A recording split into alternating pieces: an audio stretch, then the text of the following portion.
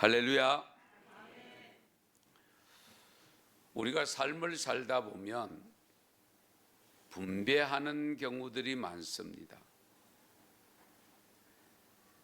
무엇을 선택하고자 할 때에 항상 이해관계가 형성됩니다. 그래서 잘못하면 좋은 관계도 좋지 않는 관계로 발전하는 경우가 발생하고요. 또 서먹한 관계가 되기도 하고 미움과 또 이렇게 갈라서는 경우까지도 발생합니다. 미묘한 감정으로 나누어지는 모습을 발견할 수 있습니다.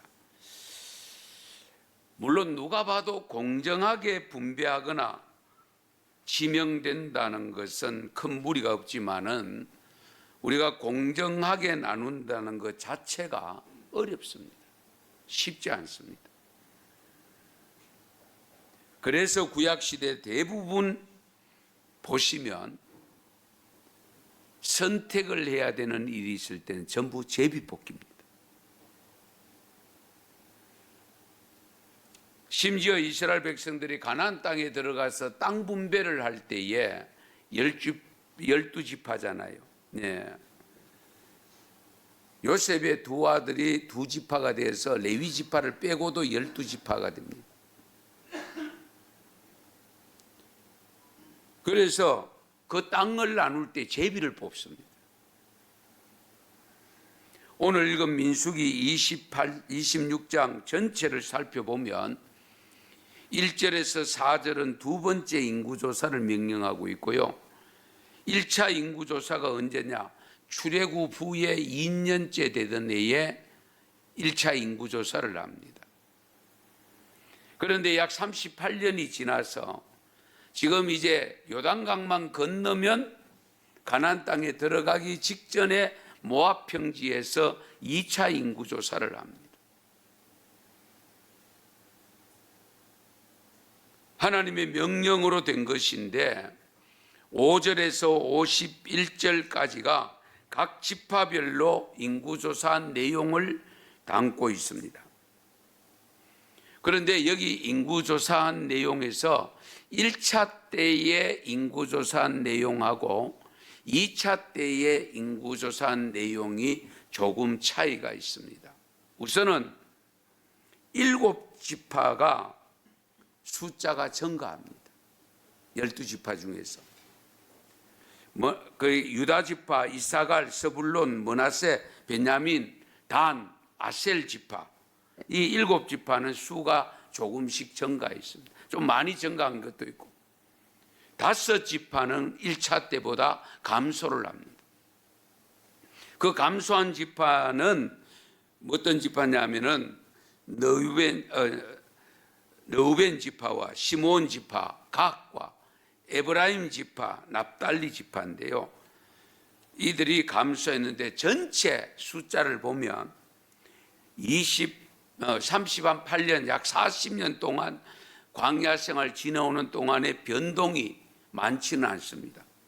왜냐하면 1차 때에 얼마냐면 60만 3,550명입니다. 그런데 2차 조사, 현재 조사한 것은 60만 1,730명입니다. 정확하게 말씀드리면 1,820명이 줄은 것으로 되어 있습니다. 그러니까 42년 동안 그 광야 생활을 할 때에 그렇잖아요. 여러분 잘 아시는 대로 정말로 광야에 나와서 죽은 사람도 많이 있습니다. 불평하고 원망하다가.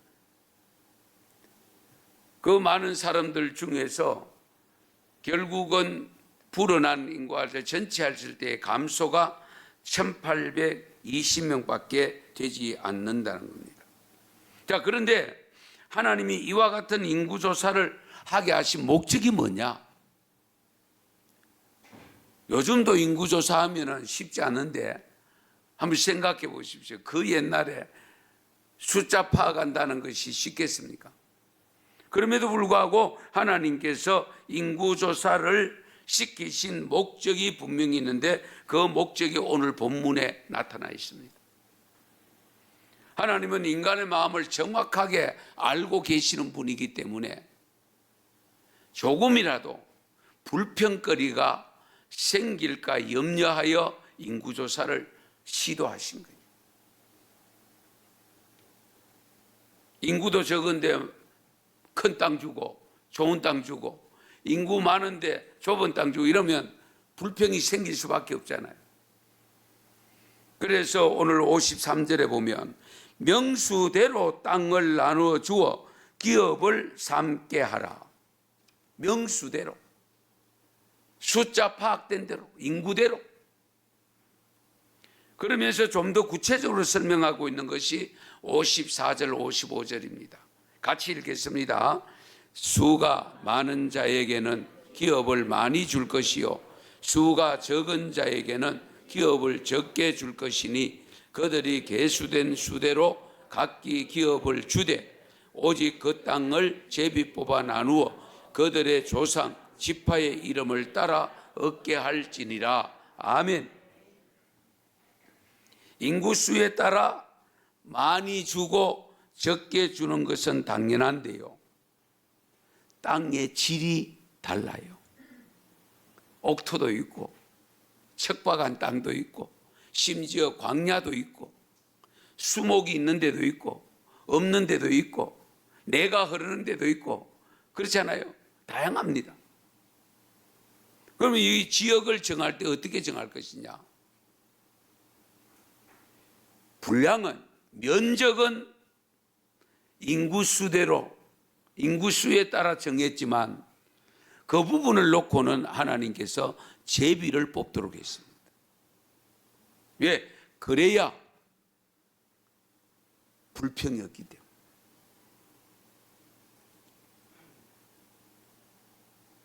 여기서 우리는 깊이 생각해야 할 하나님의 교훈이 있는데요, 우리가 약속의 땅 가나안은 우리 사람 인간의 임의로 마음대로 분배되는 것이 아니라 반드시 하나님께서 친히 정하여 주신다는 사실입니다. 이는 무엇을 의미하는가 하면 하나님 나라는 모두가 평등하면서 오직 하나님과 그분의 거룩한 법만이 모든 인격을 지배할 수 있음을 보여줍니다. 그러므로 교회 안에서는 누구도 어떤 힘과 능력을, 이익을 독점할 수 없습니다. 오직 하나님만이 제일 주권자가 되시게 해야 됩니다. 하나님의 뜻대로 되어지도록 우리는 다만 순종할 뿐입니다.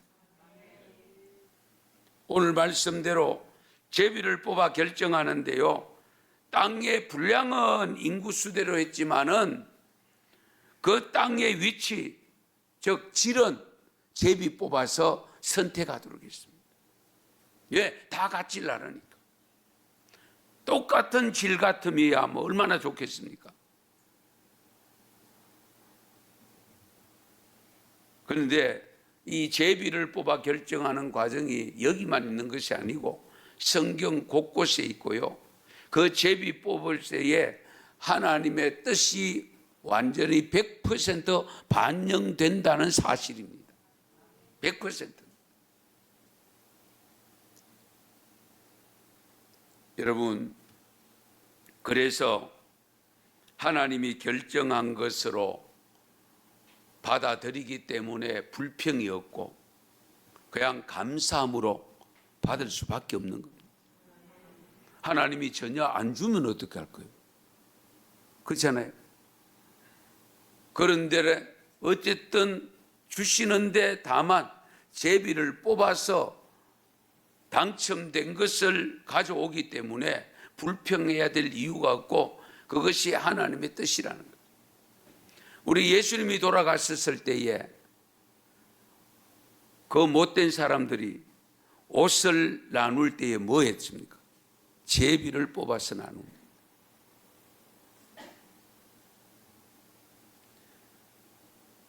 내 겉옷을 나누며 속옷을 제비 뽑나이다 하는 이 말씀이 시편 22편 18절에 있는데 이 말씀대로 이루어지게 하기 위해서 결국 하나님께서 예수님의 옷을 나누는 사람들로 하여금 제비 뽑게 만들었다는 것입니다. 그 정도로 우리 하나님은 철두철미하십니다. 이렇게 제비를 뽑아서 결정되면 어떻게 받아야 될 것인가? 과연 그것을 순수하게 하나님의 뜻으로 받을 수 있을 것인가? 쉽지는 않습니다. 여기에는 반드시 믿음이 필요합니다. 그 사실을 하나님의 뜻으로 받아들이는 믿음이 있을 때에 아멘으로 받을 수 있습니다. 잠언 16장 33절 같이 읽습니다. 제비는 사람이 뽑으나 모든 일을 작정하기는 여호와께 있느니라. 아멘. 제비는 사람이 뽑지만은 그 결정권은 하나님이 결정하신다. 하나님이 그렇게 만드신다는 거예요. 그러므로 우리가 하나님의 뜻으로 받아야 된다는 겁니다. 하나님이 왜 이 방법을 사용하시는가? 다시 일러주는 말씀이 또 있습니다. 잠언 18장 18절인데요. 같이 읽습니다. 제비 뽑는 것은 다툼을 거치게 하여 강한 자 사이에 해결하게 하느니라. 아멘. 아주 정확하게 말씀해 줍니다. 제비 뽑는 이유가 뭐냐? 다툼을 거치게 하기 위해서. 싸움을 하지 못하게 하기 위해서. 그리고 강한 자 사이에 해결하게 하신다. 힘 있는 사람은 자기 것이 나쁘고 힘없는 사람이 더 좋아 보이면 힘으로 물리적으로 그것을 바꿔치게 할 수도 있다는 거예요. 어쨌든 다툼을 하지 못하게 하는 것으로 제비를 뽑는다면 그만큼 공평하다는 것이고, 그리고 그것은 하나님의 뜻으로 온전히 받아야 된다는 것이 전제된 겁니다.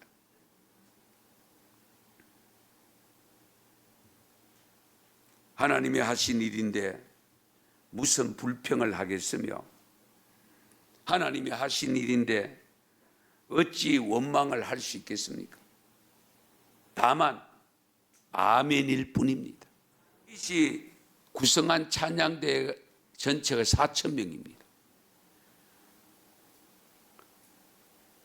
그 4,000명에서 24개 조로 나눕니다. 편성을 합니다. 그 중에서 찬송하기를 잘 배워서 익숙한 사람을 가르칠 수 있는 자격이 있을 만한 사람들을 위치에 두려고 하는데 뽑은 사람이 288명입니다. 성경을 읽어보면.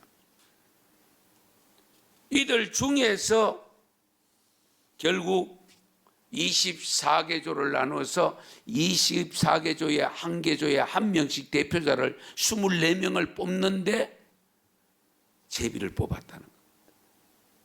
그 중에는 스승도 있고 제자도 있고 큰 자도 있고 작은 자도 다 있었다.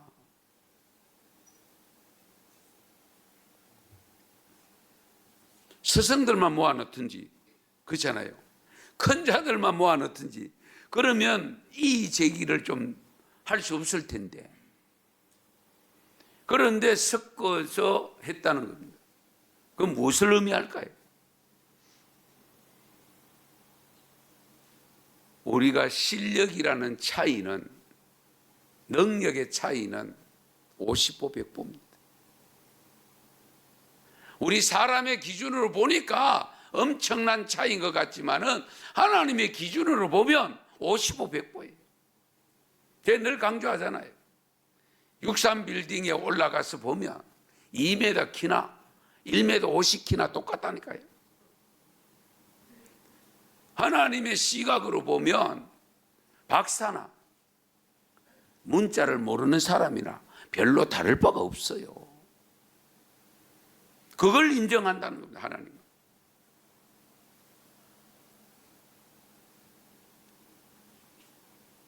지식적 수준, 뭐 여러 가지 수준이 천차만별일 수 있는데, 그러나 하나님은 대동소이하게 여기고 제비를 뽑아 그 중에서 24명을 선택합니다.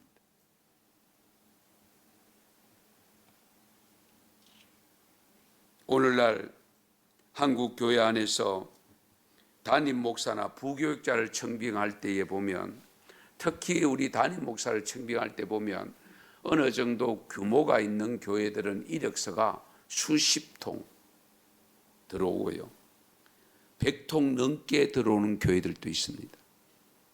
예. 그 많은 수를 받아놓고 심사를 어떻게 하겠습니까? 그러다 보니까 설왕설래가 있고 또 심지어는 줄대기를 합니다. 아는 목사님, 장로님을 통해서. 그래서 포항의 어느 교회는요, 누구든지 줄을 대는 전화를 하는 사람은 그 수를 무조건 제외시킨다. 이것까지 결정해 놓고 그렇게 한 교회를 봤습니다. 예. 누구를 통해서 하든지 청탁이 들어오는 사람은 무조건 빼버린다. 예. 그러다 보니까 마지막까지 설교까지 다 해서 저분이 될 것 같다고 생각했는데도 안 되고, 또 다시 재차 또 모집하는 이런 경우들도 가끔 있거든. 안타까운 일이죠. 그런데요, 제가 10여 년 전에 경험한 겁니다. 저희 노예의 모 교회가 목사님이 35년 동안 심호했어요. 전도사부터 시작해가. 그러다 보니까 장로님들이 한 번도 교역자 청빙을 담임 교육에서 해본 적이 없어. 그러니까 담임 목사님은 은퇴를 하셔야 되는데 나가셔야 됩니다. 그러니까 장로님들이 목사님 후임자 결정해 놓고 가십시오. 그런데 이 목사님이 성경을 제대로 알고 방법을 사용했는데요, 저도 깜짝 놀랐는데요, 저분이 추천하면 별로 의문을 안 달아도 되겠다 생각되어지는 목회를 나름대로 훌륭하게 하시는 분 5분을 선정했어. 그래 놓고는 그분들에게 우리 교회 담임 목사 될 만한 분을 추천해 주세요. 그래서 5분을 추천받았어. 저는 생각에 추천 5분 받았으니까 설교를 안 시키겠나. 대부분 그렇잖아요. 마지막에는 설교를 듣고 그래서 재직해서 그리고 공동위에서 통과를 시키잖아요. 그런데 획기적인 방법을 써요. 저희 한국 교회 역사에 제가 그런 일이 있다는 걸 들어본 적이 없습니다. 그 5분을 받아놓고 여기서는 누가 되어도 괜찮다. 왜? 그런 분들이 추천을 받았기 때문에. 그래서 그분들을 놓고 당회원들이 다 모여서 제비를 뽑았어. 근데 그때에 우리 노예의 모 교회 부목사가 됐는데 지금도 담임 목사를 잘하고 있습니다. 할렐루야. 정말로 저는 감동이었습니다. 그런데 다들 좋아하면서도 아직 그 방법을 뒤따라하는 교회를 아직 못 봤습니다. 왜 그럴까? 뭐 이유야 여러 가지 있겠지만은 제가 보기에는 어쨌든 당회원들이 담임 목사를 초빙하는 과정 속에 영향력을 행사하려고 하는 그런 욕심들이 있지 않을까, 그런 생각도 해봅니다만은, 그런데 그렇게 제비 뽑아서 된 분이 지금도 10여 년 동안 목회를 잘하고 계시니 얼마나 감사한 일이에요. 그런데 오늘 신약의 말씀 사도행전 1장 내용은 예수님이 12제자를 불러서 3년 동안 양육을 하였지만은 마지막에 가룟 유다가 배반하고 스스로 목숨을 끊고 말았잖아요. 그런데 이제 예수님은 성천하셔서 어떻게 할까? 어쨌든 한 사람을, 예수님이 12인데 한 사람 비었으니까 우리가 여기 한 사람을 보충하자, 그런 생각을 가지고 보충한 장면이 오늘 사도행전 1장 본문입니다.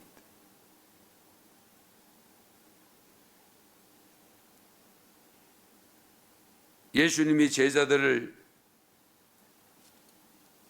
불러서 활동할 때에 우선은 자격 조건을 자기들과 같이 활동한 사람 중에서 2사람을 선정했습니다. 바사바라 하기도 하고 유스도라고 부르는 요셉, 그리고 다른 사람은 마띠아. 이 2사람을 놓고 오늘 본문 말씀 24절 25절에 보면 무사람의 마음을 아시는 주여, 이 2사람 중에 누가 주님께 택하신 바 되어 봉사와 및 사도의 직무를 대신할 자인지를 보이시옵소서. 유다는 이 직무를 버리고 제 곳으로 갔습니다. 기도를 드린 장면입니다. 이 기도를 드린 후에 제비를 뽑았더니 마띠아가 되었더라. 할렐루야.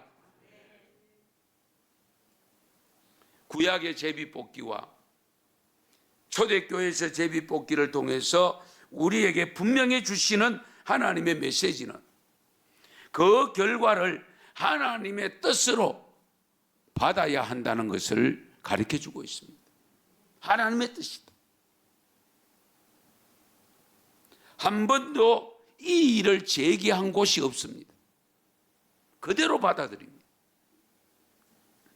그렇다면 비록 우리가 투표라는 과정을 거치는 직분자를 피택하는 선거를 하더라도 하나님께 기도하고 성령님을 의지해서 진행한다면 그 결과는 어떤 결과가 나오더라도 하나님의 뜻으로 믿고 받는 것이 우리의 믿음의 도리입니다.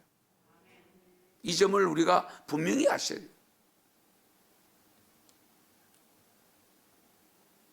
반신반의하거나 이 일을 제기한다는 것은 비신앙적입니다.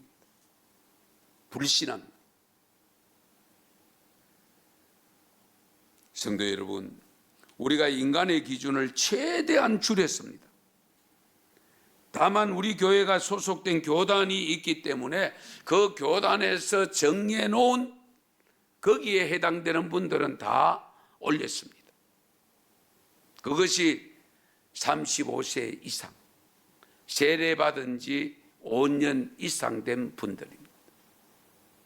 그 외에 다른 조건으로 저희들이 걸지를 않고 거기에 의해서 어떤 추천을 하거나 하지 않았습니다.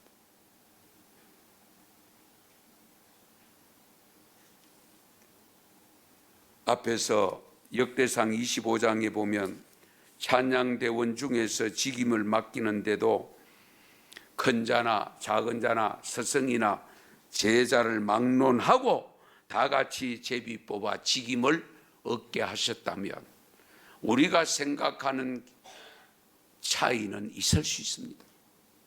생길 수 있습니다. 그럼에도 불구하고 우리가 스스로 성령의 감동을 받아 표를 찍어서 되었으면, 안 되었으면 그 결과는 그대로 하나님의 뜻으로 받을 수밖에 없습니다. 이 점을 분명히 아셔요. 오늘도 우리 언성교회가 이런 은혜로운 역사가 일어날 줄 믿습니다. 우리가 일꾼 세운 후에 하나님께 죄 짓는 일은 없어야 됩니다. 우리가 선한 일을 해놓고 죄 짓는 일을 한다면 그것보다 어리석은 일이 없지요. 따라서 합시다. 주여, 주님이 택하신 자를 보이시옵소서. 기도하면서 감당하며 하나님의 뜻을 성취하는 은혜와 복이 되기를 축원합니다. 축복합니다. 기도드리겠습니다. 있습니다.